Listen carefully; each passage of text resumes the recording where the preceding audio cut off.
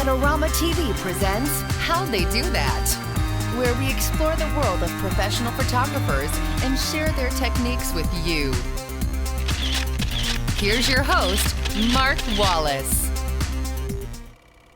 Welcome to this week's episode of How'd They Do That. This week we're joined by Ab Sesay. He is the creative director for the Mac Group and a wonderful photographer. Thanks for joining us this week, Ab. Thank you. Well, tell us a little bit about your work. I know you do a lot of product photography for the Mac Group, as well as a lot of fashion photography for your own portfolio. So can you walk us through a little bit of your normal work week and the kind of things that you shoot? So I started here at the Mac Group as a photographer, in which I photographed all their brands, everything from bags, cameras, tripods, light meters, pocket wizards, things of that nature. Also photographing people using our products in scenarios for things like brochures, catalogs, and for online descriptions and things of that nature as well. Okay, well that's a lot of work, Ab. For people that don't know who the Mac Group is, can you just tell us a few of the brands that they represent? The Mac Group, here at the Mac Group, we represent brands such as Sakonic, Profoto, Mamiya, Pocket Wizard, Temba, Enduro, Benro, X-Rite. That is a lot of stuff. So you have access pretty much to a lot of really high-end gear. So when you set out to do a photo shoot or take pictures or something, what's the gear that you find yourself using more often than not? What kind of cameras and lenses and lighting equipment do you use regularly? As far as cameras, for all my product work, I use Mamiya DL 28, which is basically Mamiya with a digital back. And for most of my people work, I've transferred over from using a digital back to a Canon 5D Mark II. And lighting-wise, I use all Profoto. I use a meter, I use Pocket Wizards and the Pro Air system, depending on what I'm doing, as well as color checkers. For me, color is very important. Well, let's talk a little bit more about the kind of work that you do, your personal work. So looking at your website at absesay.com, I've noticed that you use a lot of hard light in your portraits. How do you work with hard light and do it so well? For me, using hard light was part of me scaling down, which means when I was in school, I always dreamed of having a ton of equipment and all these other things that I thought would make my photography really good. And once I got to a point where I had access to almost anything I wanted, the problem was getting all of it onto location. And therefore I scaled down. I started using a lot of basic reflectors. I started making the transition over into the 5D Mark II. And when lighting with hard light, the position of it is very important, and also understanding how the light shaper is going to affect your light. Because the one thing about hard light sources, and particularly I use the Magnum reflector a lot, I use the narrow beam reflector, I use a 5-foot reflector, I use both the silver and the white beauty dishes. And one thing that can fool you about hard light sources that are parabolic, meaning the way they kind of focus light, is at times it goes against things like the inverse square law, meaning that you could be 1 foot further away from the light and your f-stop actually increases because that's where all the light lines are starting to converge. And when lighting with hard light, another reason I like it is hard light is very efficient. Meaning a lot of reflectors that are hard light sources are extremely efficient. Therefore, you can dial your power packs way down and still be shooting around f11. So therefore, your recycle is always fast. And when I'm working with people, having a fast recycling time, for me, is everything. Well, speaking about hard light, Ab, there is a photo shoot that you did with Mario Barth, who's a celebrity tattoo artist, and there's some photos that you took that I really want to dig into. But before we get to those photos, I also noticed there were 2 photos of Mario that you shot. One was him putting on a necklace, and one that looked like he was by a makeup counter, just sort of getting ready for the shoot. Was that something that you planned before the shoot, or is that something that was sort of organic that happened during a shoot? That is something I did not plan on doing that day.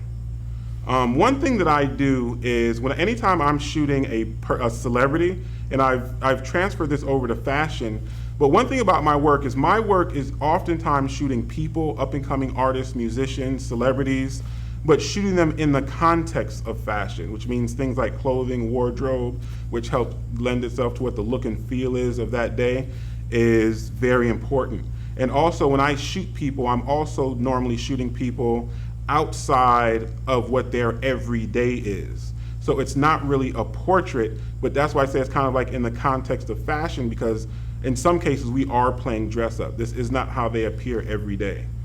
And one thing I do that allows me to kind of walk around the set and sneak images of my subject, similar to what I did with Mario there, which while he was getting ready, I just went into the dressing room with the 5D, cranked the ISO up a little bit, had an on-camera flash, which I didn't use, but I had just in case I wanted to, is it allows me kind of to document the day. And I felt it was really important to do that because oftentimes when I'm on set, people are, everyone's getting ready, somebody will snap a picture with their iPhone and it's amazing. And everybody's looking at it like, wow, that's an amazing picture on the iPhone. So I felt like while I have downtime on set, I should have my camera and I should be walking around and taking other pictures that are amazing of these moments kind of just happening, because oftentimes the clients, that's what they want, which means if someone looks at you in the eye and says, I need you to capture me natural and I need it to look unposed, it's never gonna happen. But if you're ready for those moments as they're happening, there's never a need for them to say that. And that's a very important part of portraiture. Well, what you're saying there, being prepared for not just in the studio location where you have the light set up, but backstage basically, is a lot similar to what Gene Lauer was telling us previously about shooting football, which is plan for one shot, but be prepared to take any shot possible. So that's interesting that you're applying the same techniques for fashion as Gene did for football. That's really interesting. Well, another couple of pictures that you took with Mario one was him against a concrete wall. So could you quickly walk us through the lighting setup for that shot and tell us specifically how you lit it, metered it, and how did you get that shot? For the portrait of Mario against the metal wall, I wanted a light that kind of fell off evenly across him. And I wanted to pull back to kind of flatten out the image a little bit. So as far as camera-wise, I shot with a Canon 5D Mark II with a 70 to 200 millimeter lens. And as far as lighting, it's simply lit with a Profoto white beauty dish that had a 25-degree grid over it. So I got a nice even fall off, but I still had a decent area for the subject to work in. Well, there's one more shot of Mario that we want to talk about, and it's the shot of him that he's in a director's chair by a film projector. So tell us about how you balance that light coming straight out of the film projector with the, looks like ambient light. So how did you light that scene? I had Mario in a director's chair, and I had his partner Billy in front of him in the lower director's chair. I took the projector, I aimed it at a piece of white foam core, acting like it was projecting on the wall. I took a picture, looked at what my lighting was, found out where I needed to accent it to get the things in the image to stand out the way I wanted them to stand out.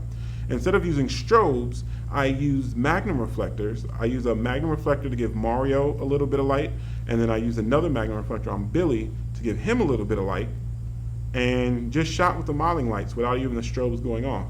I love shooting with all available light whenever I can because it makes me feel as if though I'm in most control because I don't have to wait. The only bad part to it is that you always need something for your subjects to kind of react to give you like a different look, a different pose. So not having the flashes go off sometimes is a bit of a problem, but in this case I was close enough to them where they could hear my shutter, so they were still able to give me slight little variations kind of as they were moving through doing what they were doing until they settled into that right pose so I can get the camera. Well, that's awesome, Ab. Well, unfortunately we're out of time this week, but thank you so much for joining us. Thank you.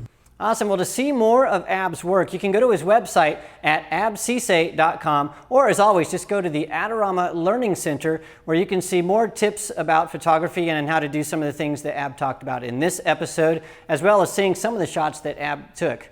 And as always, if you have some questions about photography or photography-related equipment, you can send those to me at askmark@adorama.com. Thanks for joining us, and we'll see you next week. This episode is brought to you by Adorama TV. Visit the Adorama Learning Center, where you'll find photography tips and techniques, links to the gear used in this episode, and related videos. For all the latest photography, video, and computer gear, visit adorama.com. And the next time you're in New York City, visit our store, located on 18th Street between 5th and 6th Avenue.